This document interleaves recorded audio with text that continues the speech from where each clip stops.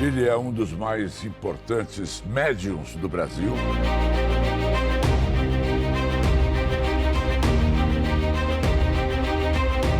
Você costuma dizer que todos nós temos uma dose de mediunidade. Todos nós somos médiums. Seria você se assume como sucessor de Chico Xavier? Quanto tempo a gente fica desencarnado e onde a gente fica? E nós ficamos nas colônias espirituais, né? Orlando Noronha, muito obrigado. Eu me sinto homenageado em poder enriquecer a minha audiência com a sua presença. Eu acho que não preciso apresentar quem seja Orlando Noronha. Ele é um dos mais importantes médiuns do Brasil, se não o mais importante, porque, eu já vou até começar, você conviveu muito com Chico Xavier. E o Chico Xavier, ele lhe deu algumas missões. Seria você se assume como sucessor de Chico Xavier? Amaury, é uma alegria estar no teu programa, uma honra. O seu trabalho é maravilhoso. Obrigado. E, diante da sua pergunta, desde 1980 eu tive contato com Chico Amor Xavier, como eu o chamo. Chico Amor Xavier. Xavier, como eu chamo. E recebi dele orientações, instruções. Eu era muito jovem, não tinha a maturidade, apenas vivia a questão da mediunidade sem compreender. Mas com Chico eu fui recebendo as orientações e com bases na doutrina espírita, codificada por Kardec, e várias viagens que eu tive em Uberaba se tornaram periódicas. Ele foi orientando como eu deveria proceder, mas jamais estarei na condição de ser interpretado como sucessor de Chico Amor Xavier. Eu trago para nós sempre, atualmente, de que Chico Xavier é um 5G para cima. 5G. 5G para cima. E eu me considero um simples orelhão a serviço, com muito ruído, aquele orelhão das fichinhas em que nós tínhamos aquelas dificuldades, não é? Então, somos apenas um trabalhador e um servidor, e Chico é para nós o grande instrutor, orientador. Eu tive o privilégio de estar com o Chico, deve ter uma foto minha com ele aí, quero até aproveitar para orgulhosamente colocar, para dizer que eu estive lá em Uberaba também com o Chico Xavier. Eu, grande fã também. Agora, Orlando, você costuma dizer que todos nós temos uma dose de mediunidade. Todos nós podemos, então, fazer o que você faz? Não. Veja, segundo os estudos e as pesquisas de Allan Kardec, no livro dos médiuns, todos nós somos médiuns, no sentido de que temos a possibilidade de ter o intercâmbio com o mundo espiritual. E é curioso que o codificador, ele traz para nós que todo aquele que sente em um grau qualquer a presença dos espíritos é por si um médium. Agora, quando nós vamos classificar, nós temos os médiums mais ostensivos e menos ostensivos. Entendi. Os mais ostensivos, vamos colocar Chico Xavier, que acabamos de comentar aqui, né? A característica é evidente do fenômeno da ocorrência da mediunidade. Agora tem aquela menos ostensiva, em que nós estamos diariamente em contato com o mundo espiritual através das inspirações, dos pensamentos que nos chegam sutilmente. Agora, Orlando, o que é mais intensivo, para usar a sua expressão? A psicografia ou, por exemplo, a psicofonia? Eu queria até que você explicasse o que é psicofonia. A psicofonia é o médium falante, né? é a capacidade que, através de um transe mediúnico, o médium pode transmitir através da voz ou a mensagem do mundo espiritual. Psicografia é quando o médium tem a especialidade, a capacidade, através da mão, de transmitir as mensagens do mundo espiritual. De qualquer forma, as duas podem ser ostensivas. De que forma esse seu dom se manifestou? Com quantos anos você tinha que você já sentia uma coisa diferente e que depois foi qualificada como uma pessoa com o dom da psicografia? Segundo os relatos dos meus saudosos pais, desde criança era natural o contato meu com o mundo espiritual.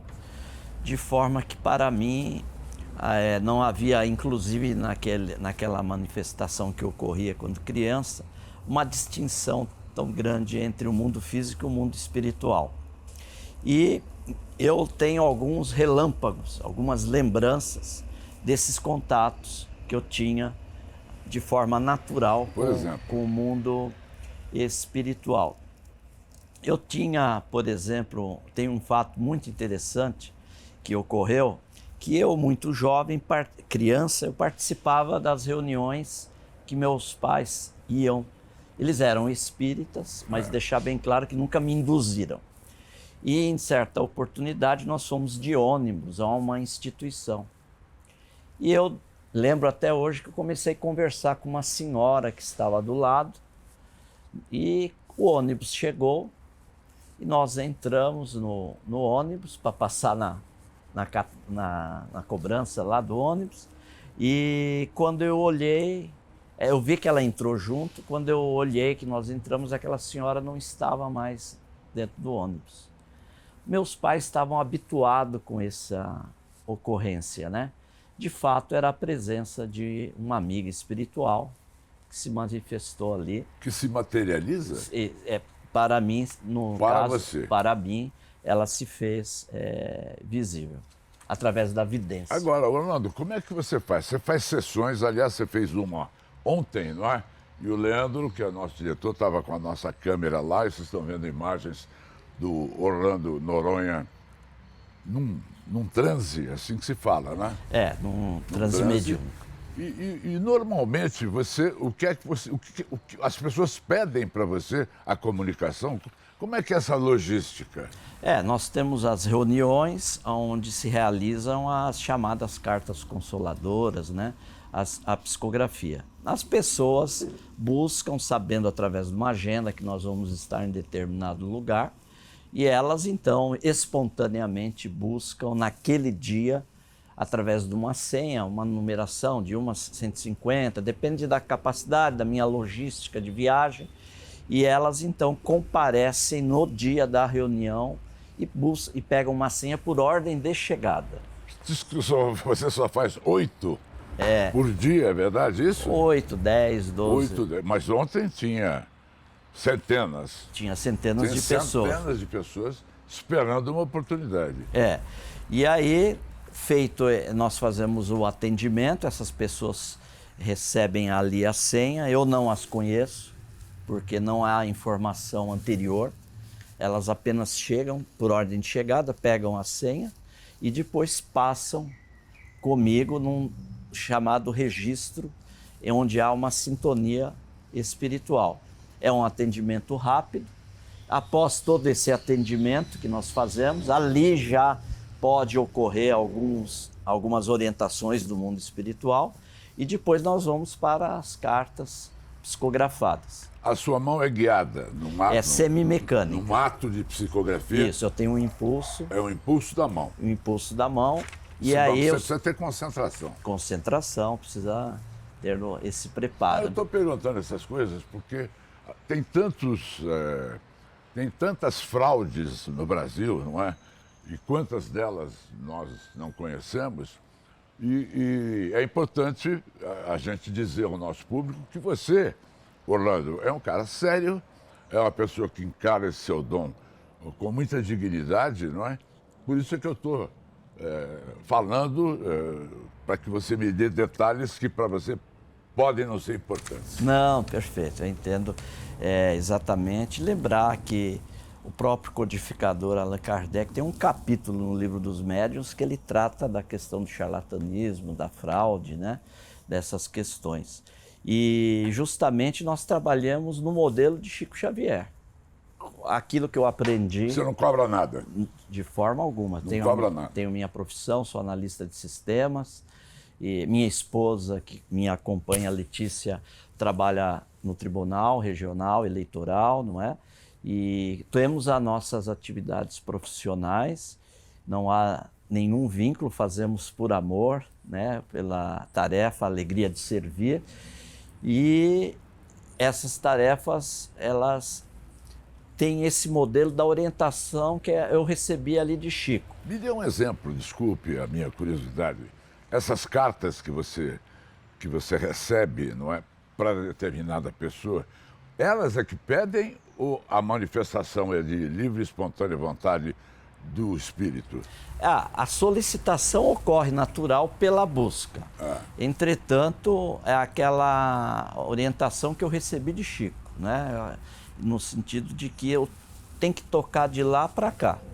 Entendi. Para que eu também aprendi algo muito importante, Amaury, com Chico Xavier. O médium também, na sua tarefa, ele precisa ser exigente. Não só o mundo espiritual é exigente na disciplina com o médium.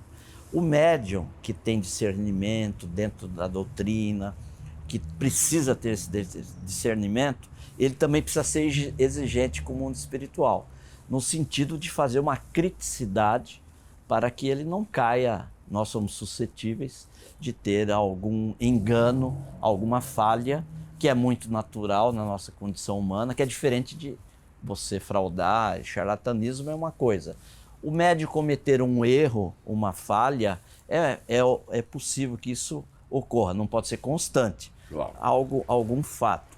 Mas me dê exemplos de algumas cartas que você psicografou, para eu saber também o que os seus consulentes mais querem. Vão procurar as pessoas que já se foram.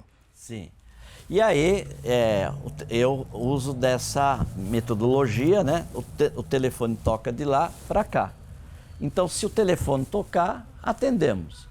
Se o telefone não tocar, nós vamos usar a doutrina para consolar as pessoas. Eu lembro de um caso muito interessante, se você me permite. Por favor. Porque muitas vezes o mundo espiritual nos prepara anteriormente, lembrando que nós temos as senhas, as pessoas buscam no dia e no horário da entrega da senha no dia, de forma que eu não tenho contato, não sei quem vai, não é pré-agendado, não tem nada agendado, informações nenhuma são entregues anteriormente, não é?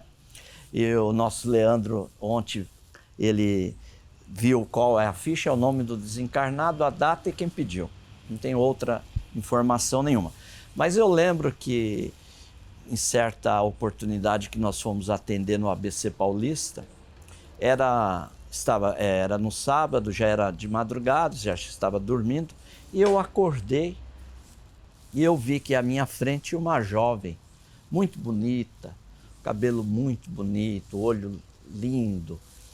E ela se aproximou e ela falou para mim, olha o relógio. Eu sabia que era um espírito, né? Olhei o relógio, era 3 horas da manhã. E ela falou assim, nesta hora, a minha mãe está ajoelhada na sala de casa, olhando para o meu quadro, pedindo para que eu venha na reunião, e eu estarei na reunião e você vai ficar sabendo. Olha. Aquilo, eu voltei a dormir, acordei de manhã, não lembrava. E quando fomos fazer o atendimento, quando entrou uma senhora, eu percebi a presença daquela jovem. E eu não tive dúvida, eu falei, porque o telefone tocou.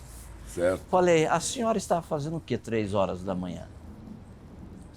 Aí ela falou assim, eu estava na sala, de joelhos e olhando para o quadro da sua filha. Mas como que você sabe? Olha, sua filha esteve comigo 3 horas da manhã, no horário que a senhora estava fazendo a sua prece. Ela está aqui presente.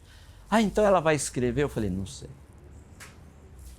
Não sei. O fato de ter aqui no registro um contato não significa que terá a mensagem. E então, lembrando que as pessoas solicitam, mas nem sempre aquele familiar que está sendo solicitado está nas condições necessárias para transmitir a mensagem. E precisa ter uma afinidade, uma sintonia com o médium. Agora, eu pergunto, as mensagens que vêm, para que serve, então, uma psicografia? Só para saber se a pessoa está bem do lado de lá? Ou nessas cartas também vem conselhos, vem tipos de recomendações para que a pessoa que está aqui, não desencarnada, faça? Qual foi o caso mais eloquente nesse sentido? Porque todo mundo quer saber se os seus entes queridos que já se foram estão bem lá, não é? Exatamente. Esse é um objetivo, né? De tranquilizar o ente querido que está aqui solicitando a mensagem, mas também para esclarecer pontos da vida comum, social, familiar da pessoa e consolar através das instruções. Um espírito não é capaz de fazer previsões. Não, eles podem antecipar algumas informações, não é? Pode ocorrer de fato. Kardec trata isso na Gênesis, viu? Sobre essas questões. Pode ocorrer quando é um fim útil, né? Não para curiosidade, para alguma outra fim que não tenha uma utilidade. Claro que os benfeitores podem antecipar informações. Eu tenho curiosidade, Orlando, você não fala que a pessoa morreu, você fala que a pessoa desencarnou. É a linguagem, não é?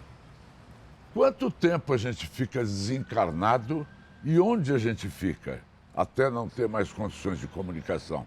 Ou é ad eternum a possibilidade de comunicação? Não, a possibilidade sempre ocorre, porque a questão do tempo não irá influenciar, não irá influenciar. Eu tenho, por exemplo, Teresa d'Ávila. Teresa d'Ávila. Nós temos uma mensagem da Teresa d'Ávila em que Emmanuel, o mentor espiritual do Chico, é médium da Teresa d'Ávila para Chico, pela psicofonia, não foi pela psicografia, trazer a mensagem de Teresa d'Ávila. Então veja, não importa a altitude espiritual em que esteja o espírito e nem o tempo. Entendi. A comunicação é factível de ocorrer perfeitamente, não é? E nós ficamos nas colônias espirituais, né?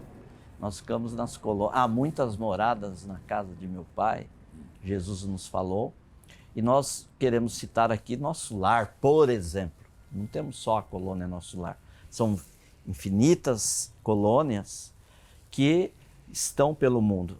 Por exemplo, para esclarecer, a família Muscati, aqui de São Paulo, uma família judaica, que conviveu com Chico psicografou em hebraico. O filho deles, o Roberto, que estava fazendo medicina, quando ele desencarnou, ele foi para alguma colônia no Brasil? Não. Ele narra na mensagem que ele está numa colônia espiritual em Israel, porque é a afinidade que ele tem com o povo judaico. Então são essas muitas moradas onde estão os nossos amados. Nós falamos no Guilherme Velho, que é um velho amigo meu, e que esteve aqui conosco várias vezes, não é? O Guilherme, ele estava na sessão que a nossa equipe gravou e fez algumas perguntas lá para consulentes que são importantes. Põe o Guilherme no ar.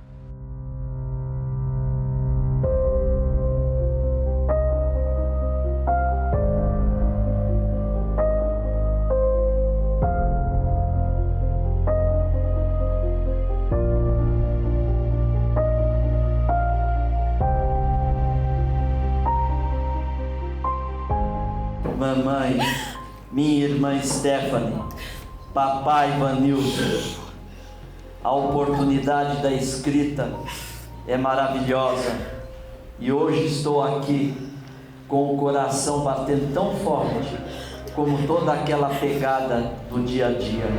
Mauri, esse caso que a gente analisou do Igor é um caso interessante porque ele sofre um acidente de carro, ele dorme no volante, bate.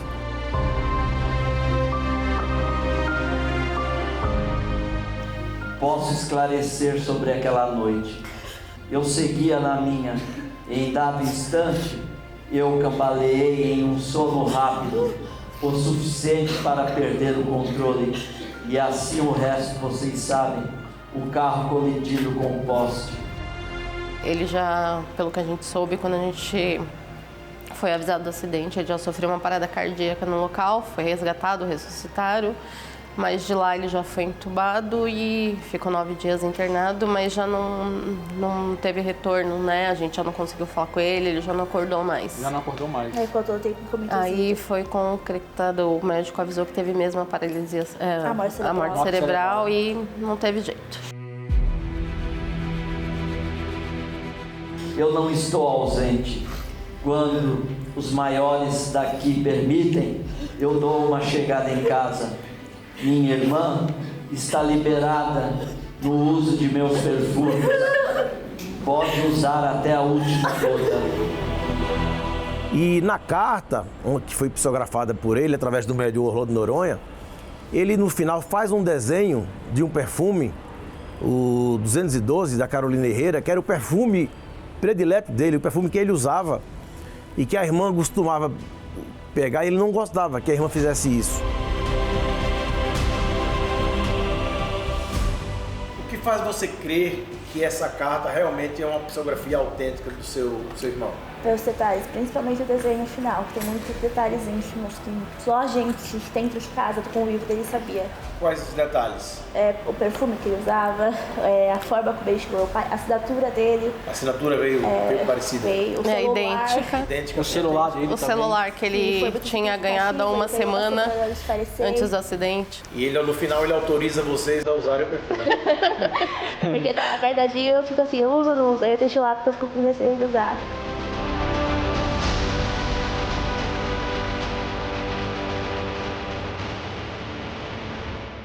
E logo após, nós pesquisamos nas redes sociais para ver se existia alguma informação que o médium pudesse ter acesso e constatamos que não. Porque nós sabemos que hoje tem muita gente se utilizando de redes sociais, bancos de dados e enganando pessoas com informações coletadas nas redes sociais e se passando por médiuns. Então o que acontece? A gente foi pesquisar esse caso e não encontramos nada nas redes sociais. O que para nós, como pesquisadores, vem legitimar um caso autêntico de uma comunicação realmente entre um vivo e um morto. A família do Igor estava toda lá presente e eles se emocionaram bastante na hora que receberam a carta. O Guilherme é um grande pesquisador, não é mesmo, Orlando? Eu gosto muito dele e ele o faz através dos seus livros com muita consciência, com muita seriedade. Sim, o nosso querido Guilherme Velho é um pesquisador sério, responsável, que tem um comprometimento com a verdade, com a autenticidade, a qual nós temos muito carinho e muita gratidão e sempre estamos em prece para que ele continue essa tarefa de divulgar a imortalidade da alma autêntica, não é? Mas enquanto ele falava, você me disse que se lembrou de um caso interessante que vale a pena ser colocado aqui. A respeito do nosso querido Chico, nosso Chico Amor Xavier, né? Muito bom. Eu lembro que em 86 nós fomos almoçar a convite dele e nós ficamos lá esperando lá fora e uma senhora se achegou perto de mim e eu vi que ela estava muito sofrida. E aí eu perguntei, era comum a gente conversar, o que trazia ela ali? Aí ela me narrou, ela falou, olha, eu estou aqui como última oportunidade. E porque meu filho, eu não sei se ele se suicidou, eu não sei o que aconteceu com ele. Eu sou da cidade de Santos, eles estavam na praia, estavam ali brincando com os amigos na pedra, o meu filho voltou morto. E eu estou aqui. E ela abriu a bolsa dela e tinha a tarja preta, né? Medicação, estou a poder de medicação. E num saquinho, eu lembro até hoje, parece que estou vendo, tá chumbinho. Se eu não conseguir falar com ele, eu não volto aqui. Não volto para Santos. Eu já me resolvo a minha situação aqui. E aí eu falei assim, muito bem, só que era tudo controlado ali para entrar no Chico, né? O Chico queria atender todo mundo, mas só que não era possível. Tinha uma limitação. Tinha uma limitação. Então, a gente sabia que ela não ia ter esse acesso. Eu falei assim, eu vou ceder minha vez. Se for possível, eu vou ceder minha vez. Mas você vai ver que eu cometi um erro. Mas eu acho que vou ser perdoado no mundo espiritual. E aí começaram a chamar. Aí chamaram o pessoal de Osasco. Estava eu, o seu Francisco e o Constantino. Chamou os dois para entrar, a pessoa que estava na porta, aí me chamou. E eu vim com ela para apresentar. Só que na hora que eu ia apresentar ela, a pessoa que estava na porta controlando foi chamada lá dentro. Eu peguei e falei, não, entra, pode entrar. Ela pegou e entrou, né? E depois eu tive o acesso, nós nos perdemos lá dentro da casa do Chico, e o pessoal naquela época já fazia, em 86, o self-service na casa do Chico. Então o pessoal fazia a fila, passava pela cozinha, né, fazendo esse movimento. O Chico ficava aqui, o pessoal passava com o prato, o Chico cumprimentava, recepcionando as pessoas. E eu, como um grande obsessor do nosso querido Chico, fiquei do lado do Chico, ali do lado, sempre acompanhando, e ele cumprimentava as pessoas, dialogava com as pessoas, né? Muito bem, seja bem-vindo, tal. E aí, de repente, o Chico virou para mim e falou assim, meu filho, faça um favor para mim. Tá vendo aquela senhora lá na fila?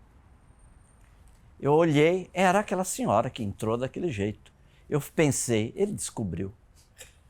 Ele descobriu que que você ele fez a gentileza de passar na frente. Eu fiquei com uma vergonha, né?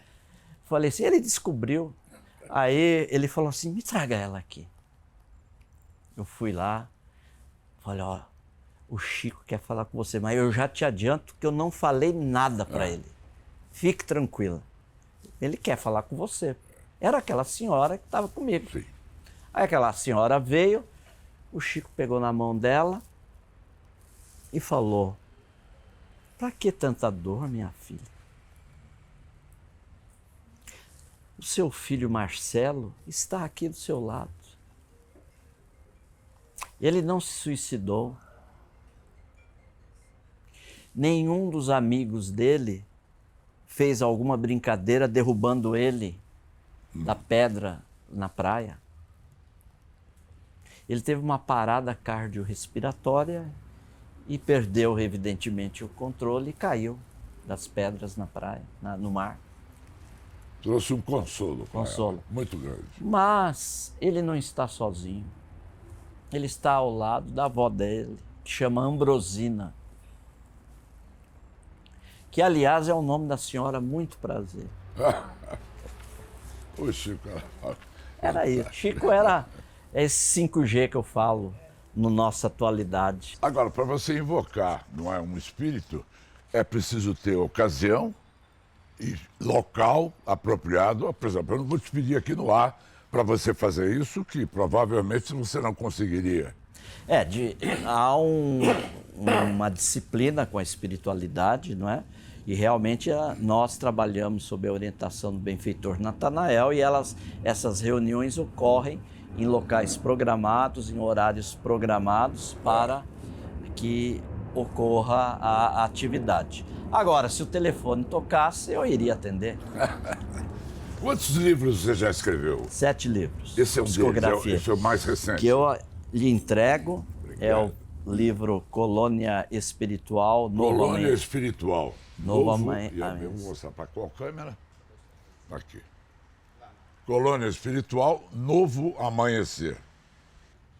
E como é que eu faço? Como é que eu tenho acesso a... Vocês têm quantos livros? Quais sejam? 7 livros psicografados. Todos Psicografados? psicografados. Isso foi psicografado Psicografia. É? É o mentor espiritual Abelha. também? Pelo espírito Abelha? É um apelido dele. O nome dele é André Braulio dos Santos. O que o Abelha fala dessa colônia?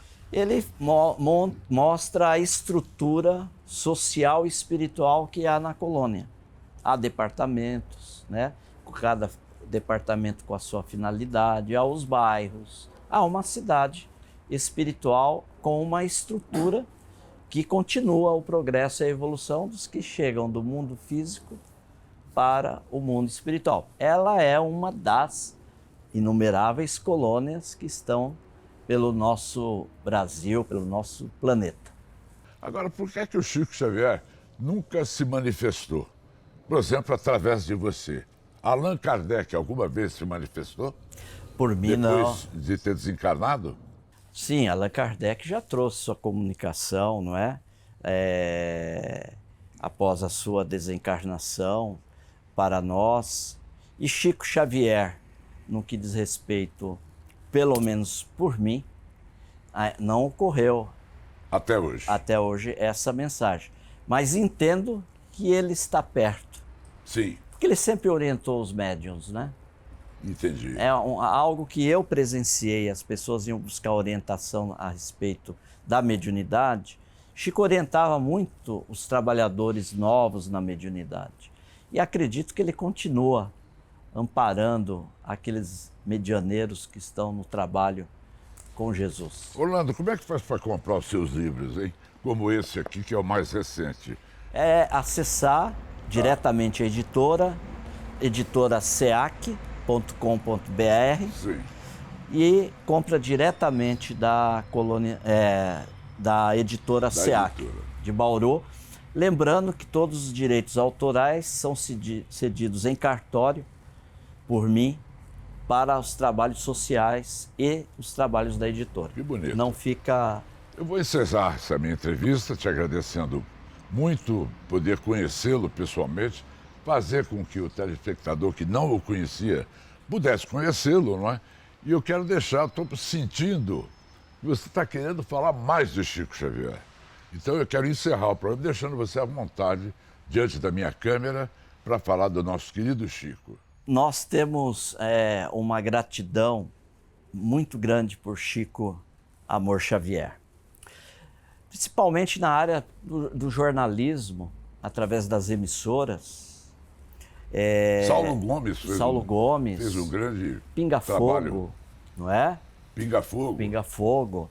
Eu sempre digo que, na minha visão pessoal, que nós temos o movimento espírita, o Pinga Fogo, antes Pinga Fogo e depois Pinga Fogo, não é? E nós sabemos que as emissoras, o jornalismo, buscavam a figura de Chico Xavier para entrevistas, para a sua participação, devido a duas questões. Uma, a respeito da sua conduta moral, a pessoa que era, o trabalho social, a caridade que fazia. Outro, como um médium exemplar, que servia fielmente, como ele dizia, Jesus e Kardec. Então, nós temos uma gratidão muito grande por Chico, até por estarmos hoje falando do movimento da doutrina espírita de forma tão clara, com liberdade, a oportunidade que você nos dá ao seu distinto programa, para que nós possamos trazer a nossa contribuição singela.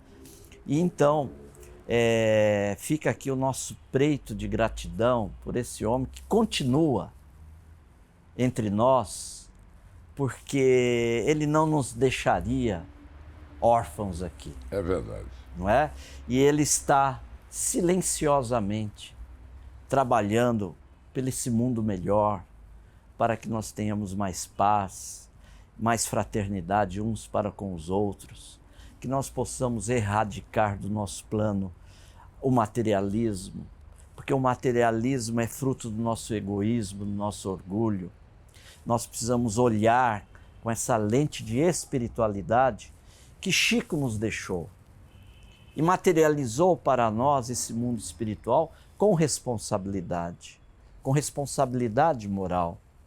Que nós possamos ter nele esse exemplo que ele nos deixou com tanta dignidade, não é? Viveu com tanta dignidade. Então eu aproveito o seu programa para deixar aqui pessoalmente a minha gratidão por tudo que ele pôde fazer pessoalmente por mim, que eu não sei como retribuirei, mas por tudo que ele fez pela nossa humanidade. Obrigado, querido. Parabéns Obrigado. pelo seu trabalho, parabéns pela sua contribuição esclarecedora ao meu telespectador e a mim mesmo, não é? E vamos criar novas oportunidades para conversarmos. Conte conosco. Quem sabe quando o Chico se manifestar através de você, eu quero ter o privilégio de ser o primeiro a contar para o Brasil. Perfeito. Perfeito? Combinado. Obrigado, Guilherme Velho, e obrigado a todos que estão aqui.